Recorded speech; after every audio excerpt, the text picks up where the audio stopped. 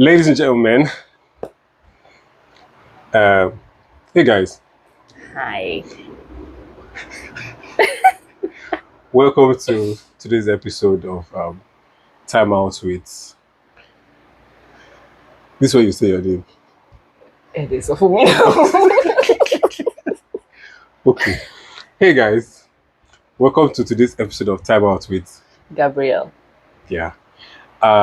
So we started a little tiny episode, or will I say series on grief, and we're going a little further today. We're going to talk about the stages of grief, um, how to know someone is grieving, or how to know that you are grieving. So you'll be like, oh my God, I'm grieving. Just I'm going through something like that. Yeah. Yeah. And also we're going to also talk about other most of I think the last time we talked about grieving when you lose a loved one. So we're going to venture into, other reasons why people grieve. So yeah, Gabrielle, how you doing? Good. Really, really good. I'm excited. You're excited? Yeah. So what's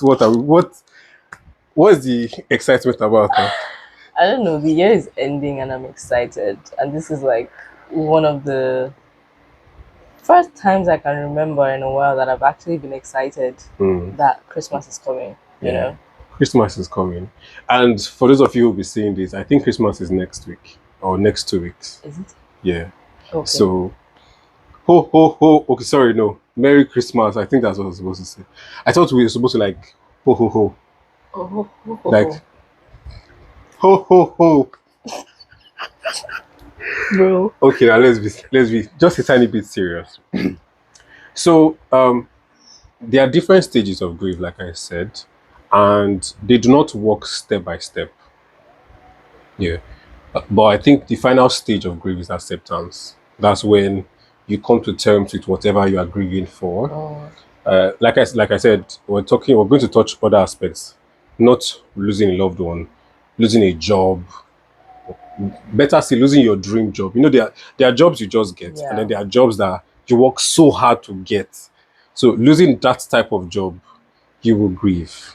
Definitely. You would grieve. So we'll touch, and also for those of you that actually do relationship, that they break your heart a lot.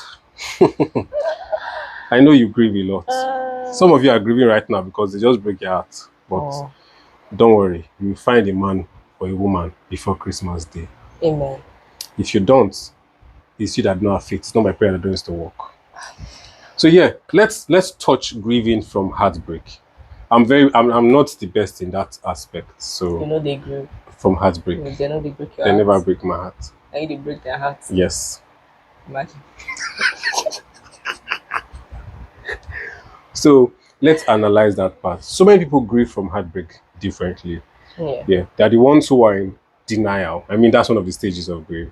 Um, some people are in denial, and it makes them continuously try to go back to this relationship that has ended. We're not talking in my mind. Talk with them. But that's the whole idea. I was going to say your gender is very good at that. Wow, wow.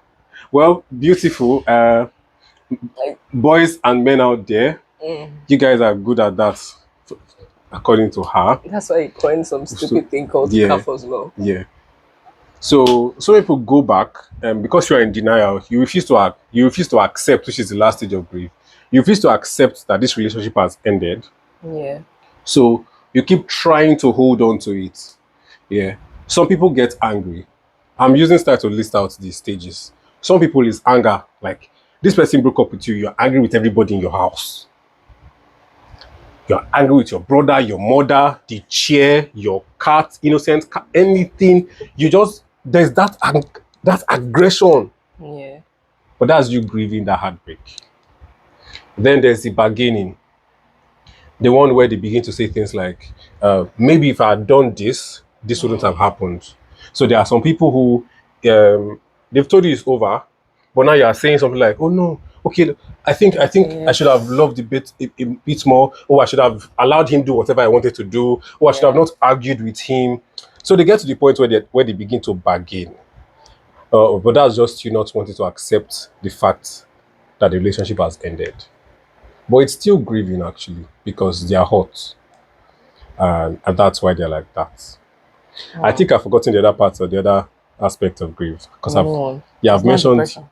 Thank you. That's why I forgot it. I'm not always depressed, but depression is a very sensitive aspect of grief, and so many people do not want to believe that they can be depressed from grieving because we are just trying to not want to be associated with depression. But it's not every depression that leads to suicide. Yeah. Mm, When you are depressed, you are depressed. Like the sadness is extreme. Nothing excites you. Um, Even your favorite comedian cannot crack you up. Your favorite food just tastes like, you don't even have appetite to eat. So yeah. some persons from heartbreak get to slide into depression. And like I said, okay, the whole job stuff.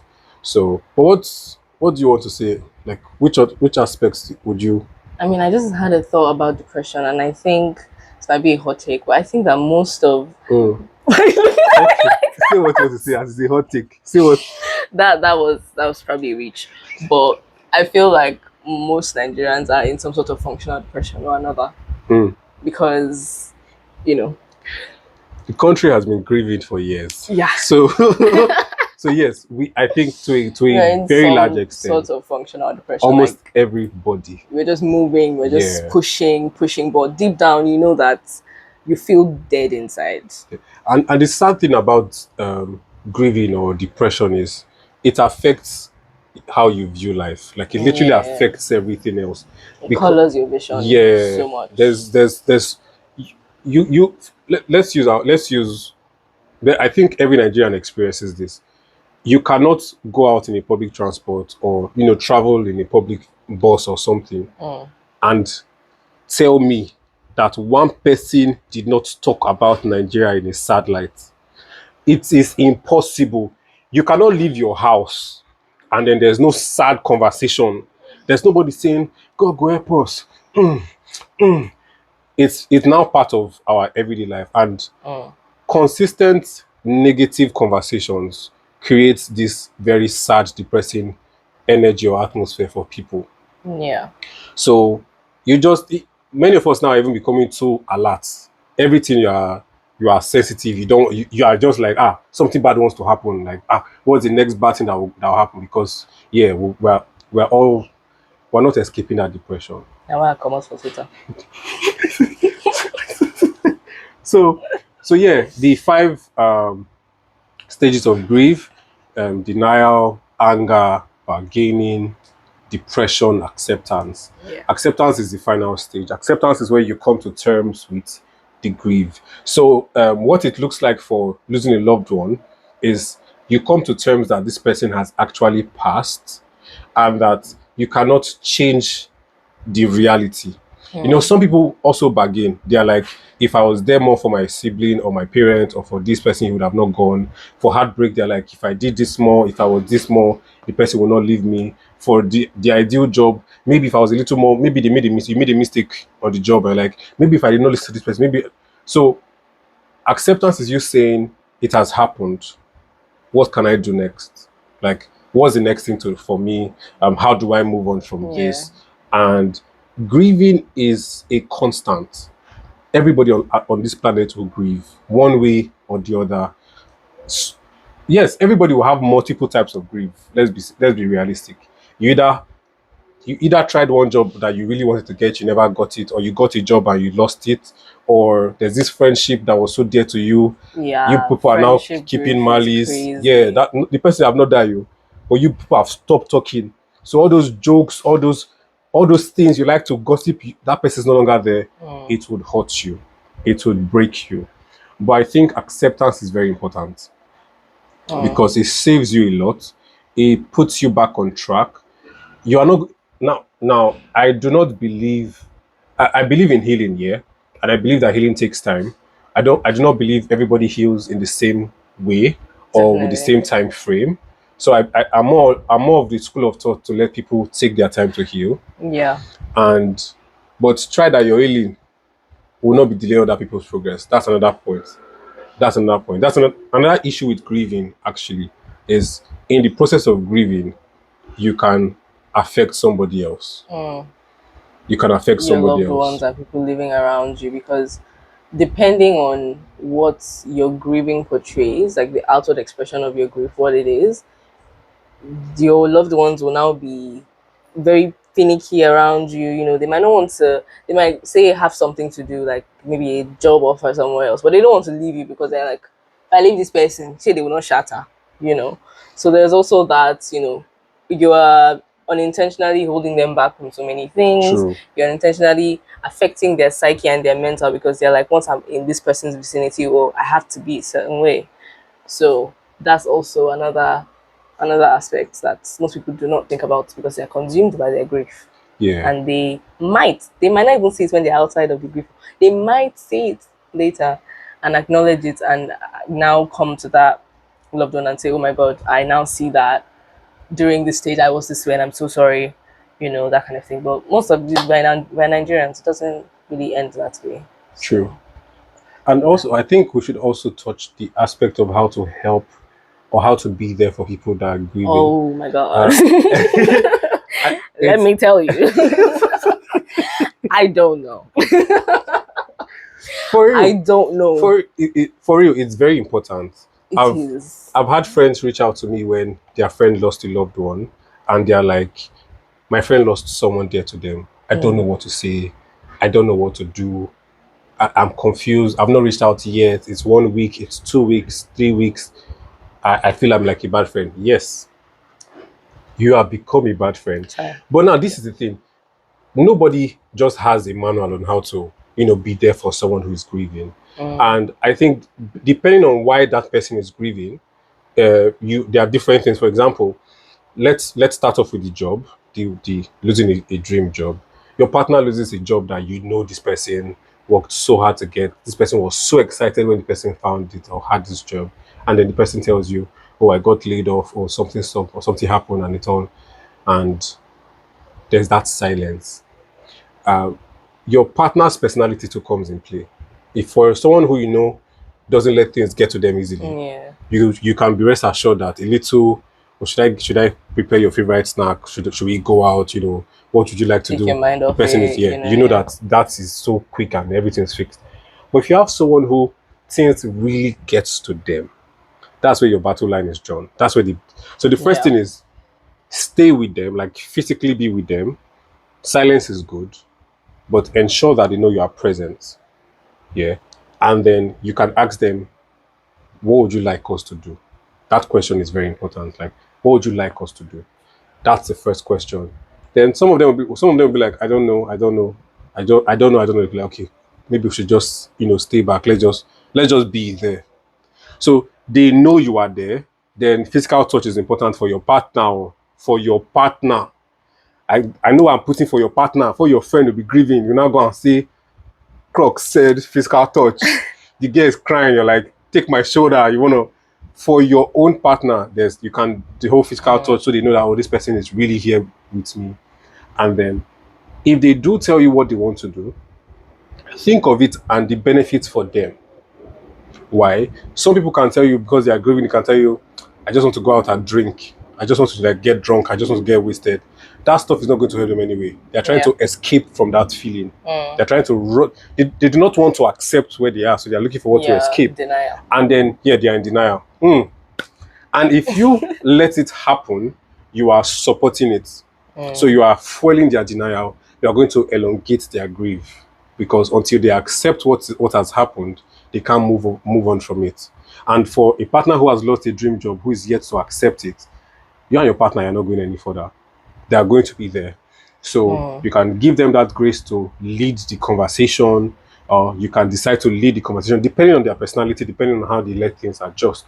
Then for those who get to lose a loved one, for someone who is very close to them, if you can be there physically for them, show up physically for them, give them hugs if they are okay to receive hugs.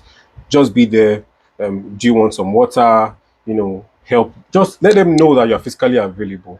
You do not need to tell them. As people do this. For example, someone who has lost a parent would not be telling someone else that just lost a parent, no, go outside. Don't do this. See, you both are different. Your relationship with your parent was different, but ensure What people grieving need is to know that there's someone who is there for them, who has told them, I'm here for you. I'm here if you need me. I'm here. That's what they did primarily. And what else? Heartbreak. They go there. Ah, Which heartbreak turn into the good day. okay. Warmness. For heartbreak, you guys can talk about it. Can talk about the relationship, and if it's someone you told that relationship will not work, please swallow every spirit of "I told you so." Ah, See, the point where they are crying, the point where they are broken, is not the time to rejoice. even if they're not crying, they're not You will broken. have your time to rejoice. Don't, You will have your time to don't. rejoice. Trust me, my friends know. You will have your time to rejoice. But where that moment where they are hurt, where they are broken, they do not need anybody to rub it in their face that they made a big Because mistake. trust me, what you said, they are replaying it Yes. right at that moment. They are So they don't need you replaying. to also say it out loud. They have said, plus the ones that they also told themselves. Yeah. Everything is playing in their head. So Try your it's fine. best. And if you're like me that has a smile on his face most times when he sees his friends, see, rehearse your frown. Because that your smile can make, like, I know I've had to go and visit my friends that, I told them that this person is not really into you, this stuff will not work out, and then the breakup happens and then they call me first to come and console them. I had to rehearse my frown. I'm the kind of person that when I see my friend, yeah, So what's your I'm frown like? smiling from a distance. I cannot frown now, it's fake. I used to down there it's supposed to be fake, but I mean it's a rehearsed fake. I can't fake it now. Fake it till you make it. Amen. But no, no, no. Try your best not to laugh in their faces. Be Yeah. there for your friends. Everybody will grieve. Some people are grieving right now. And for those of you that are wondering why we did a grief content in December, it's because I want you to grieve and accept it now, so that 2026 will be fun for you. So, yeah, I think that's it. What else? I do have a couple of things I Okay. wanted to say. So, oof, I hope I don't forget them. No, no. Say it one after the other. Take your time. I will forget it. Say it now.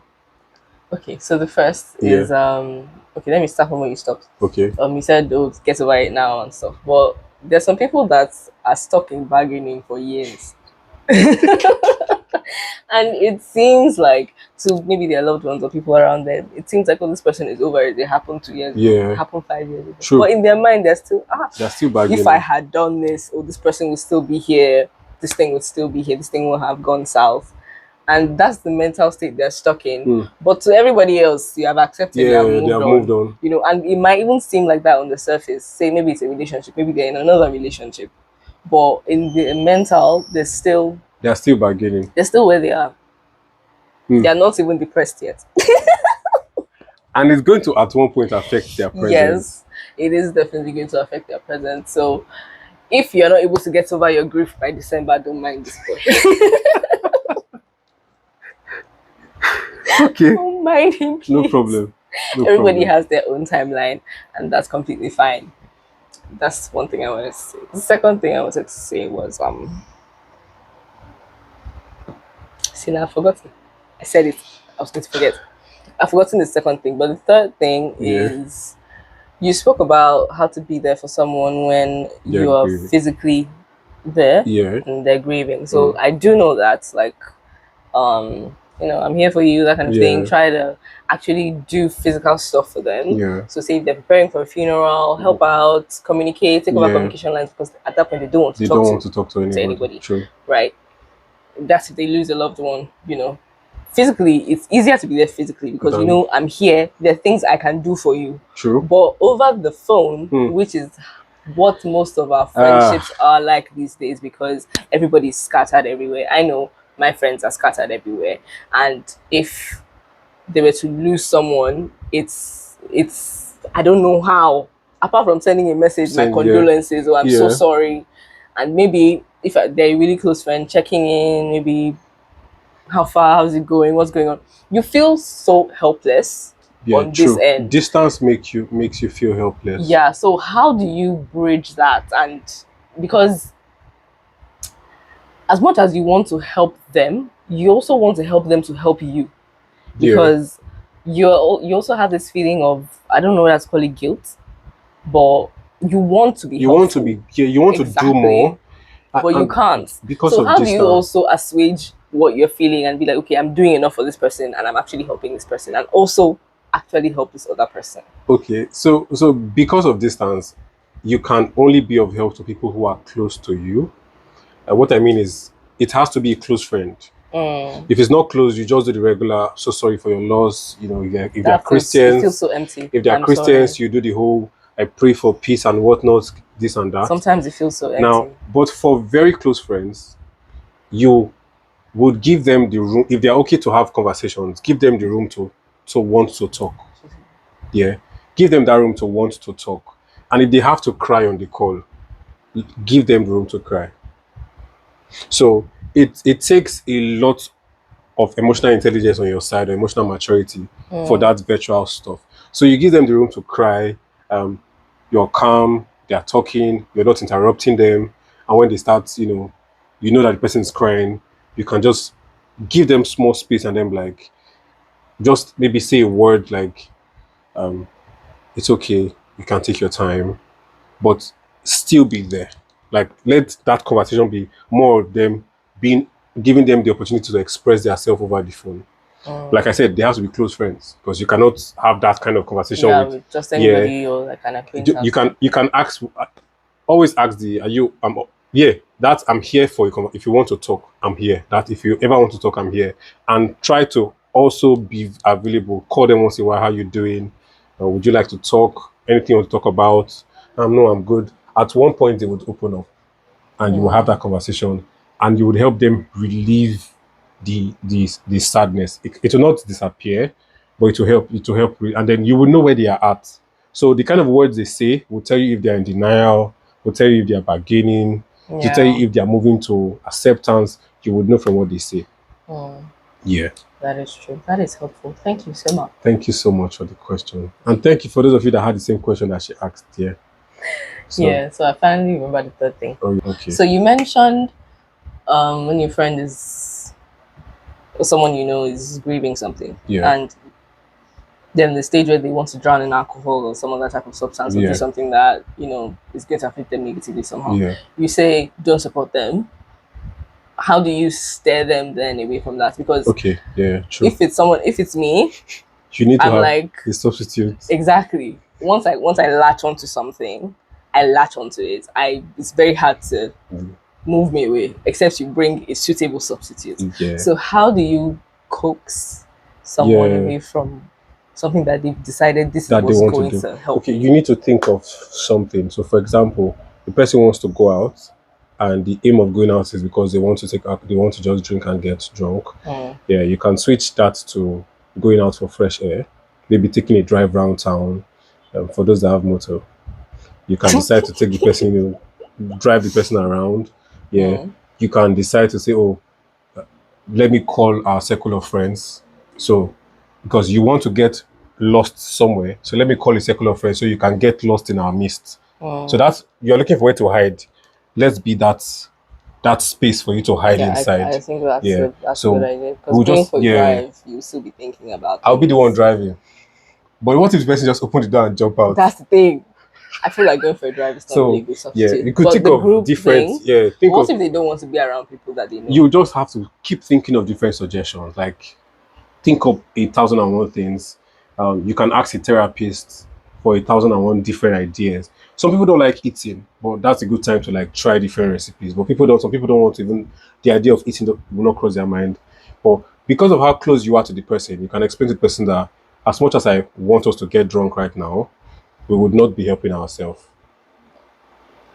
But what So if they're adamant about it? you to be adamant, let them kick you out of the house. And then they will just go for the drink anyway without a support system. They won't go.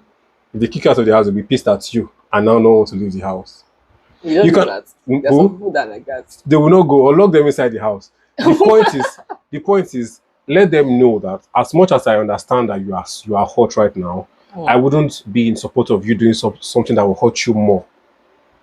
It's also like people that say, oh, they're heartbroken and then they were looking for a rebound to clear themselves from that other this thing.